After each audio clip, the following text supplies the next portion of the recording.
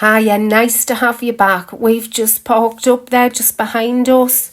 Car parking's free. We are here at this beautiful place called Brinkburn Priory. It's a hidden world where medieval devotion meets Victorian ambition. So let's have a walk together into its story. The walk down to the Priory is roughly about 400 metres, but there is disabled parking right next to the Priory itself. But as you can see, the walk's absolutely beautiful, full of oaks and greenery and the River Coquette to the right of us. But enjoy. Oh, I nearly forgot. So as we get a little bit closer to the Priory, I've decided I'm going to put on my history voice. Whether you can call it that, it's kind of like posh Geordie accent, if that can be so, but we'll see. I'm going to give it a go anyhow, so I'll speak to you soon.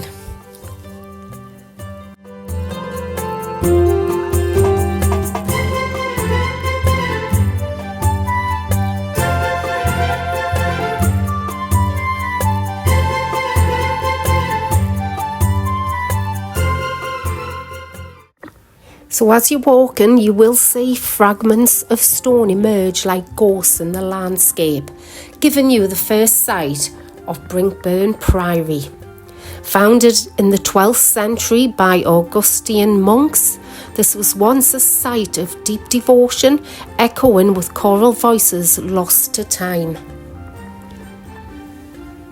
This priory was founded between 1130 and 1135 by William Bertram, Lord of Mitford.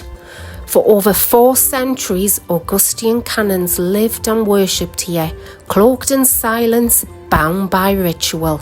Their prayers once echoed beneath these vaulted arches until the dissolution of the monasteries in 1536.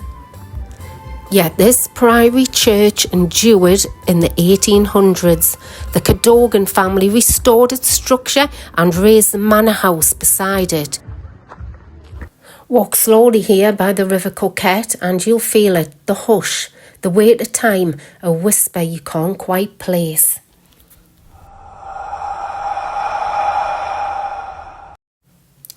Look to your right and you'll see the Manor House. It sits in slumber, in ivy and shadows, a Victorian home wrapped in woodland silence. Walking through these ancient doors, we follow the path of those who sought silence, prayer and purpose. Every arch, every carving tells a story.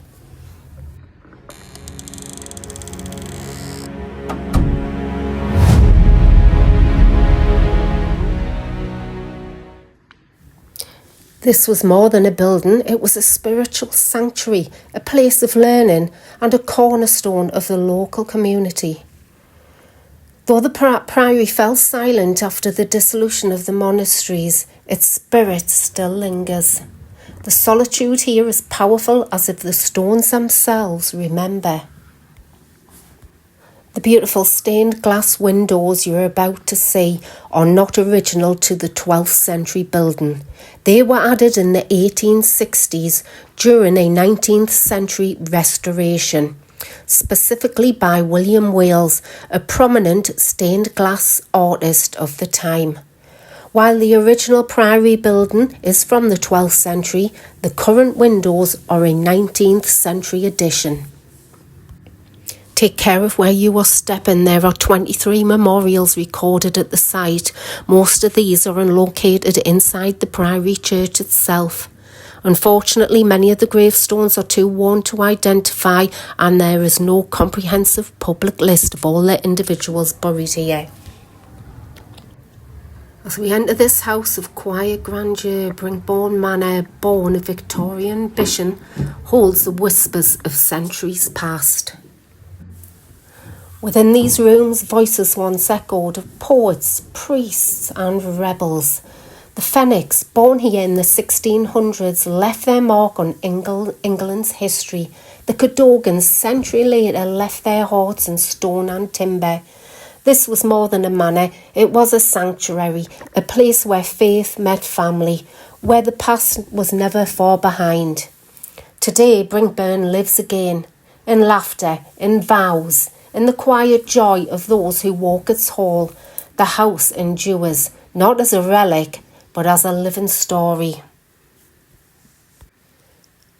Brinkburn Manor, a home for the centuries, a heart that still beats.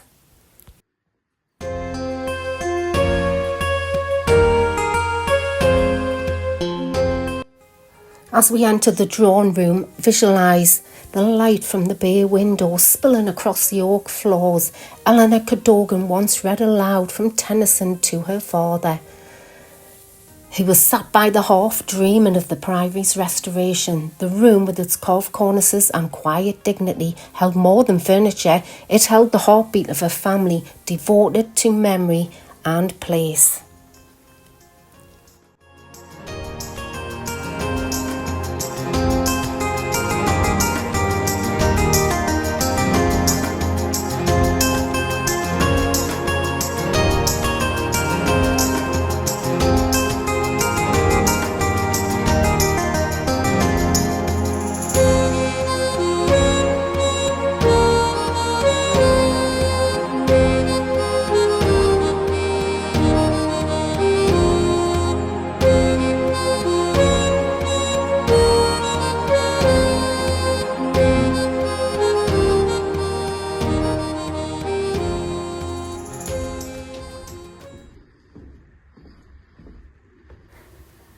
Back to normal, back to my normal voice now, but I bet you can't tell a difference.